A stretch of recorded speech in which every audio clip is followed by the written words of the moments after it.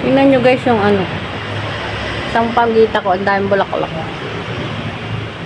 Ang bango-bango ng sampagita yan guys.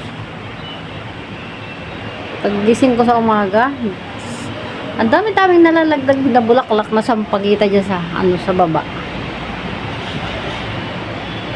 Yan o. Ganyan ako sipag. Dami ko mga tanim dito. Eh, may bulaklak talaga siya guys. Oh, ang ganda. Oh, ang bango-bango talaga. Ang ganda no. Alam nyo guys kung anong halaman ito. Ang bango niya guys. Tapos ito guys yung halaman na mint. Yan talaga yung mga ginagawang gamot. Ayan, dati maliit lang yung itinanim ko na dyan. Mga gantong isang peraso lang na ganto. Tapos naparami ko nang naparami siya guys. Tapos marami akong nabigyan ng halaman na yan. Ayan. Yan, gamot siya guys. Ang bango-bango ng gamot na yan, nakakatuwa. Ayan. Dami kong halaman, ano. May oregano din ako guys. Oh. Kaya lang yung iba kong halaman, kinakain talaga ng mga snail. Eh, tumawa naman yung ano ko, oh. Dahil tag-init ngayon, yun na nalalantas siya. Hello. Ito guys, yung halaman ko na paggabi ay natutulog yan. Ito, lahat ng yan, pumipikit yan paggabi na. Pero pag araw, mulat na mulat siya. O diba, kakaibang halaman yan guys. Ayan yung mga ano ko halaman. Ganda. Ganda din ang halaman ng kapitbahay namin guys. Tingnan mo oh. Halaman ko lang ang kulilat. Ito mo. Kulilit na kulilat yung halaman ko. Kawawa naman. Ay, ito nga pala yung basil guys. O, ayan o. O, kilala nyo na yung basil na nilalagay ko palagi sa ulam. Ayan yung basil. Sa Pilipinas guys, alam mo, ginagamot yan. Hindi ko alam. Parang nilalagay pala yan sa ulam. Kahit sa ang sulok ng mundo, nilalagay pala yan sa ulam. Ayan. Kaya naman inspired ako magtanim. Pwedeng itanim ang buto guys. Pwede ring putulin mo siya tapos sabay itanim. O diba, dali lang.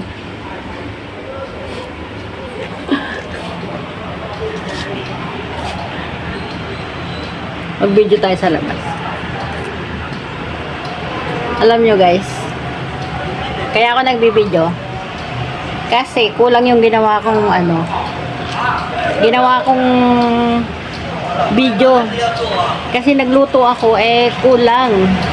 So para maging saktong-sakto yung aking video na 13 minutes, ayan, nagawa ako ng video. So not bad. Kasi gusto ko lang ipakita sa inyo ang kagandahan ng aming lugar. Gaganda talaga ng halaman ng kapitbahay namin guys. Ako lang ang pangit ang halaman. Diba? Yun o yung simbahan namin yan guys. O ayun. Makikita nyo yan yung simbahan ng... Alam nyo guys, lagi ako nagdadasal dyan sa simbahan na yan. Pero wala akong dinasal na hindi niya tinupad. Kaya nga guys, God is good all the time. Kaya wag nating kalilimutan na palagi tayong magdasal. Kristiyano man tayo o hindi. Kung anong ating mga sariling dasalin ay dasalin na lang natin. Wag na tayong mamili ng kung anong mga relihiyon. Kung nasa Taiwan ka naman, yung relihiyon nila, yun na lang anuhin mo. Wag kang mag-aano ng kahit anong relihiyon ng ibang tao. Basta yung sariling dasal mo, yun lang ang iyong dasalin. O diba? Kung ano yung sinasamba mo sa Diyos, na Diyos, yun na yun. Sila din naman eh, Diyos lang din yung sinasamba nila. O. Kaya alam nyo guys, yan yung simbahan ng mga Chinese dito. Ganda na. Sa likod lang yan guys, kasi dito, nakatalikod yan eh, doon sa harap. Mas maganda doon sa harap. Nakikita nyo palagi yan, pag ako'y dadaan doon, diba? Oo, ayan. Pinatapos ko lang talaga dyan. Alam nyo guys, kulang talaga ng 5 minutes yung aking video ginawa. So, para magsakto talaga, ay gagawa ng paraan para makumpleto. Ayan guys, yung kapitbahay ko. Tingnan mo naman, ang ganda ng mga halaman ng kapitbahay ko. Ayan o, ganda. Diba? So, ayan guys, tapos na. Maraming salamat sa inyong panonood. I love you guys. Sana wag niyong kalilimutang mag-like and share at subscribe. I love you all.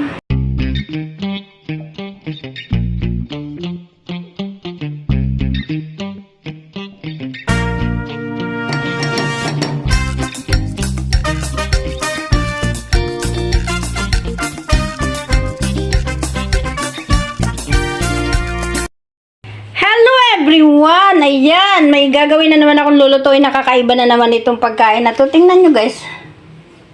Hindi ko alam kung anong gulay ito guys, mahaba yan guys. Hindi ko na ipakita na na putol-putol ko na agad, hindi ko na ipakita sa inyo. May bulaklak sa dulo yan guys. So ayan, lalawan natin ng tungkan at saka more. At syempre, ang isda ng alaga ko, ang fish hamor at saka sibuyas. Lalagyan ko pa yun ng luya. At ito nga para guys, ngayong araw na to ang lulutuin kong green vegetable ichay. Ang ichay ng Taiwan. At syempre, hindi mawawala ang kanilang isda. Tilapia. At ito naman guys, ang pagkain ng alaga ko. Ilalaga ko yan. Hindi lang sa alaga ko, kasi yung matandang dalaga dito ay diet na rin, kaya nakikisama sa niluluto kong pagkain ng alaga ko. Kaya kailan may Alzheimer na din. Sorry naman guys, pero oo guys, sinama ko na siya sa pagkain ng alaga ko, yung matandang dalaga dito. Ganun pala yung pag tumatandang dalaga na, nagiging magagalitin na.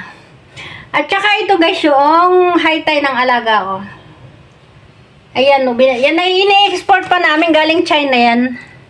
Tapos ang gagawin, binababad ko yan sa tubig kasi naka-frozen, yan pala sa maalat. So kailangan ibabad mo ng matagal-tagal sa tubig bago mo lulutuin. I-steam lang yan, guys. Alam nyo guys kung bakit yan ang pagkain ng alaga ko, kasi para pag lumod niya ay madulas.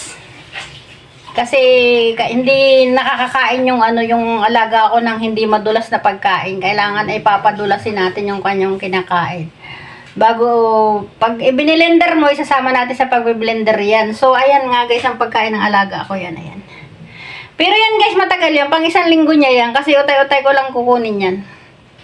Pang isang linggo din yan ng alaga ko at saka ng amo ko. Yan. So, ayan ngayon ang araw na to, Lunes ang aking lulutuin. Pero, ni-ready ko lang yan guys, kasi mamayang hapon pa ako magluluto. Kasi may live ako, ay ini-ready ko na lang lahat. Ganyan ang madiscarding caregiver ng Taiwan. Ayan. Kala nyo, caregiver. Caregiver lang ha. All around ako dito guys. Tagaluto. Taga-alaga. So, ayan. Itatago. Ito.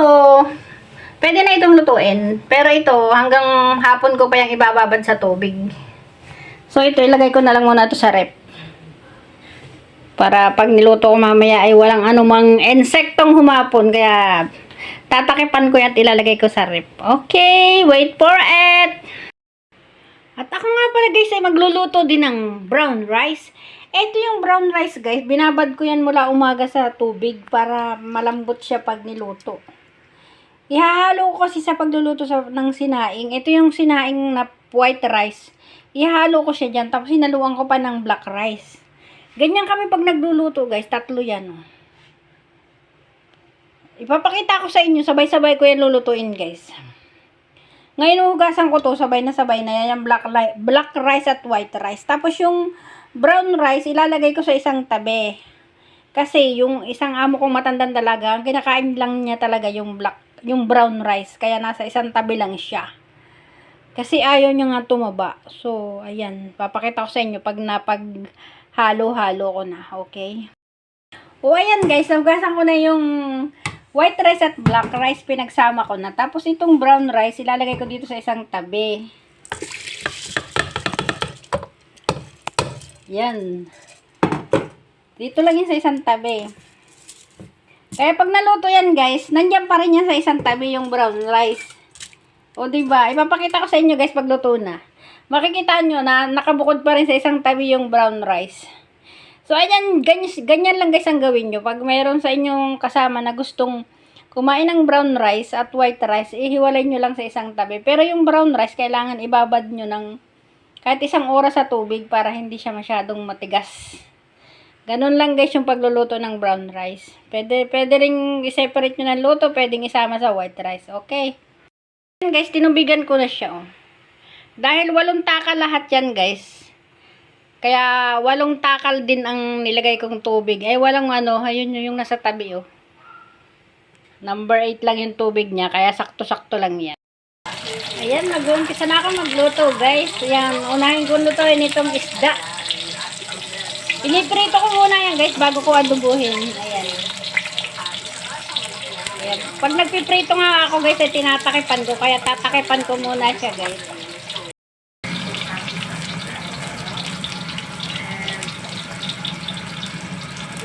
Ayan, binaliktad ko na, guys. Pwede na nating lawakan ng ricado yan, pero tatanggalan natin ang mantika. Ayan, bago natin adubuhin. Hindi pwedeng mamantika ang adobo. Ayan. Ayan, luto na ang ating adobo. Ayan, o. Nilagyan na natin yan, guys, ng dahon ng sibuyas sa luya. Ayan. Tapos nilagyan natin ng kaunting alak. Sa halip na suka, alak ang nilagay ko dyan, guys. Parang nilasing na isda. Guys, nagpipremere para si Ate Tet ng birthday ni Bebs Time, kaya maingay. Ayan, luto ng ating isda na adobo. Ayan, guys, yung sinasabi ko sa iyo na nalulutuin ko nakakaiba. Ito yung, basta, nakalimutan ko kasi ipakita sa inyo yung mahaba yan. Yung may bulaklak sa dulo. So, next time ipapakita ko sa inyo. Nung hinimay ko kasi, hindi ko talaga na ipakita. Kaya, ito yung pangalawa kong niloto, guys. Next time ko na lang ipapakita kung ano yan. Hindi ko talaga alam ang pangalan yan. Ayan. Ang ingay kasi, pinakikinggan ko yung greetings kay Bebs Time. Kaya, pasensya na. Si Bebs Time ang background ngayon ng aking pag-vlog. Yan na, guys, dito na nagtapos ang aking pagluluto, pero yung premiere ni Ate Tet kay Bebs Time hindi pa tapos, kaya maingay, okay lang yan. Eto na, guys, yung adobong isda. Oh, ayan. Tapos eto yung gulay na green. At yung kakaibang gulay na hindi nyo pa nakikita. Ayan. At ayan. Ang isda ng alaga ko. Ayan. At ito yung kanyang haytay. At ito yung kanyang kamote. Hati sila ng kanyang anak dyan sa kamote na yan. Kunti-kunti lang yan, guys, pag ako'y magluluto. Pagpapakain sa alaga ko. Kasi kumakain siya isang tasa yung kain niya bawat kain. Tapos ito, may gulay na tira pa, ininit ko lang. So, ayan, ang dami, no? Ayan, dito na nagtatapos ang aking pagluluto. Maraming salamat sa panonood. At ito na, guys, yung sinaing ko. Ayan ang sinasabi ko sa iyo. Nakabukod yung brown rice dun sa isang tabi, oh.